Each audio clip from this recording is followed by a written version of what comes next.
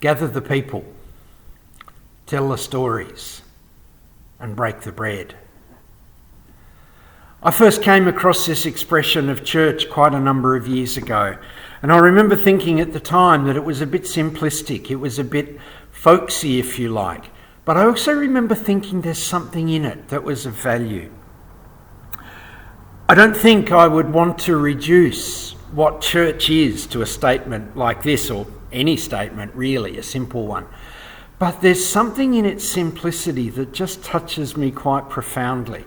When I think about the complexity of church structures and the things we need to deal with in compliance and various things as we gather and what it means to be life as church these days, there's something just lovely in the simplicity of this phrase. Those things can fill our days if we're not careful, and so sometimes it's good to be just brought back to who we are, to what we're about as people of God, as people who follow the way of Jesus. Now, I'm not wanting to be one who says things were simpler in the good old days and I wish it was like that. For a start, I don't necessarily think that the old days were simpler. The complexities were different without a doubt, but I think we can have rose-coloured glasses as we look back. But there is something quite compelling to me in taking time every now and again to slow down, to remember who we are, to think about and remind ourselves of what's at the heart of who we are as followers of Jesus together. And of course, although there's more than just these practices to the life of church and to discipleship, I think they're a really good one to remind ourselves of. Gather the people, tell the stories, and break the bread. Before there was a Bible, there were stories of Jesus gathering people to him and gathering people around him, gathering people together, bringing people together, calling them to follow him, to become followers of his way of being a faithful Jew. His was a gathering call to a renewed covenant with their God. And his ministry was all about gathering the people. It was about telling them the stories that made them a community of faith, many of them from their traditions and just as many that he made up himself.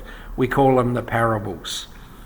And as we know, a great many of those stories were told and later remembered over food, in keeping with the feast days of his people. For us who inherit this tradition through the Gospels, the meal that we know as the Last Supper, which we celebrate here at the Avenue today, takes on great importance. And so as we join at the table, we join Jesus and his people across the centuries. Before this was a liturgy, before this was a set of words agreed on across churches and so forth, it was a meal. It was a festive meal. And around the meal, as people ate, they would tell their stories. Hey, remember when the Master told us this? Remember when we did this together? Remember when we went out there and he sent us out to all of the different people? They would tell their stories. And so Jesus' followers, the small groups and families, met to eat and pray together. And the shared meal was fundamental to what they did. I've actually been reading recently how eating together was in fact one of the only things that those communities did for decades after his death. The meal we know as the Last Supper draws on a formal celebration over centuries in the life of God's people. The Passover, it was the biggest day in the calendar. And gradually those things began to be fused together. Many of Jesus' followers over those first decades remained within the Jewish communities, and so their opportunities for storytelling began to incorporate or to become part of their storytelling with the Passover. Because it was only later that the Christian movements began to separate from the temple and synagogue. And then as the communities of Jesus' followers became larger and became formal, they began to tell a particular story, the story of Jesus' Last Supper with his disciples. And remembering that word in their stories and in their action became part of how emerging churches were shaped. It became part of their identity. It became part of their purpose. Gather the people, tell the stories, break the bread. In one of the very early letters that we have, the 1 Corinthians, Paul writes to the people there and saying, you're doing it wrong. You're not gathering the people, you're gathering those who don't have to earn a living so they can come and eat, and then those who do have to come in after work find there's nothing left. That's not gathering the stories. That's not gathering the people. That's not telling the stories. And it's not breaking the bread in the way of Jesus either. So this very simple statement, simplistic even, tells us some important things about where we've come from. And it also says to us, this is who we are. Our calling is to gather people, not to boost our Sunday numbers, but because of the way of faith in Jesus is a faith of people together in the way of hope and compassion and love, whether it's in worship or in shared action. Gathering, bringing people together is a profound action. It's a prophetic action in a world that seems determined to create division. Especially, it's profound when we do it in the name of God or in the name of faith, over whom so many fights and wars occur. Our calling is to remember, to tell and to live out our stories, to hold them tightly, but at the same time to hold them loosely so that they might be shared.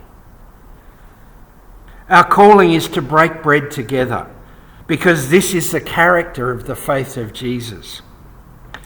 Hospitality creates a space in the middle of people which is sacred, a space where lives might be transformed, a space where strangers can become friends and where friends can love one another. Gather the people, tell the stories, break the bread. Now, I don't pretend for a moment that these things are easy. Sacred community can often be hard and sometimes painful. I'm also aware of the need for care that gathering and telling and breaking don't just create an inward focus. That's one reason I call the statement a little bit simplistic. Gathering the people isn't only about coming to church or only about gathering others to join us on Sundays.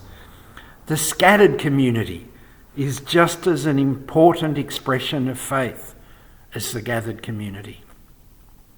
Similarly, our stories and our bread are not just for ourselves.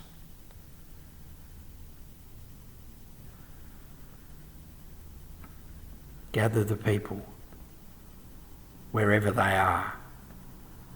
Tell the stories that renew, the stories that enliven, the stories that encourage, the stories that challenge, the stories that are us.